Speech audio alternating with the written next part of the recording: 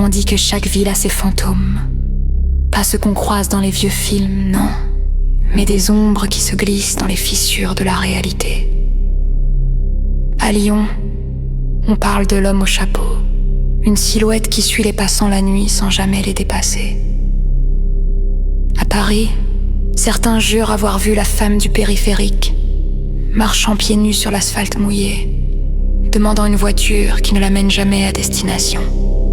Et puis il y a cette rumeur plus récente, née sur Internet, les murmures de la ville.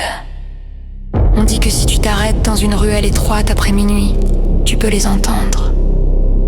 Des voix, faibles d'abord, puis de plus en plus distinctes, elles prononcent ton nom. 4 étudiants en cinéma décidèrent d'en faire le sujet de leur court-métrage. Paul, le réalisateur passionné. Lucie, la sceptique, toujours le nez dans ses livres. Karim, le blagueur de service. Et Émilie, la plus discrète, qui tenait la caméra. Ils voulaient filmer une nuit entière dans les ruelles de la vieille ville pour capturer les murmures. Un pari stupide, pensait Lucie, mais les 3 autres riaient déjà en préparant leur lampe torche.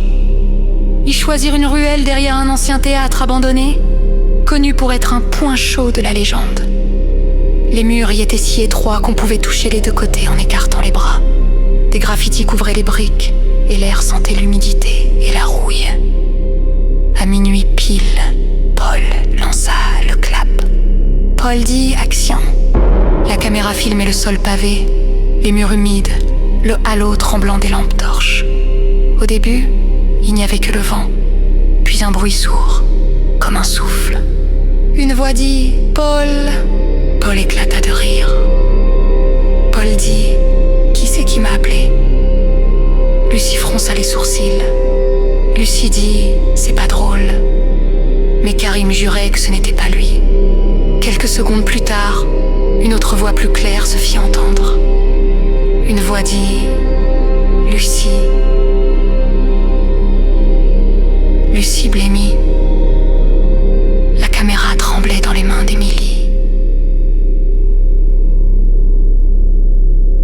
Au fond de la ruelle, ils trouvèrent un miroir abandonné contre un mur.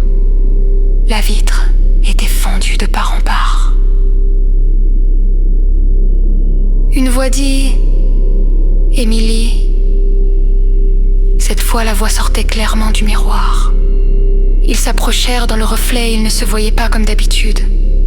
Leur visage était pâle, déformé, leurs yeux creux. Le reflet de Paul esquissa un sourire. Alors que lui bougeait pas. Puis le miroir éclata. Ils prirent la fuite, courant à travers les ruelles, mais les voix les suivaient. Chaque nom répété, de plus en plus fort, comme une litanie. Lucie s'arrêta une seconde. Lucie dit « Attendez, Émilie ». La caméra gisait au sol, brisée. Émilie avait disparu. Un à un, les voix prirent les autres. Karim disparut dans un cul-de-sac, happé par l'ombre de son propre reflet. Lucie fut engloutie dans le son de son prénom, crié des dizaines de fois dans la nuit. Paul courut jusqu'à sortir de la vieille ville. Essoufflé, il alluma son téléphone, l'écran affichait une vidéo. Il se voyait lui-même, en train de courir, filmé depuis derrière. Mais il savait qu'il était seul. Paul cria, jeta le téléphone au sol et disparut à son tour. Le lendemain, la police retrouva une seule chose dans la ruelle, une caméra. À l'intérieur, un enregistrement de 15 minutes. On entendait des pas, des rires, puis des voix qui appelaient des prénoms. Et enfin, un dernier souffle. Une voix dit « Et toi, tu nous entends ?»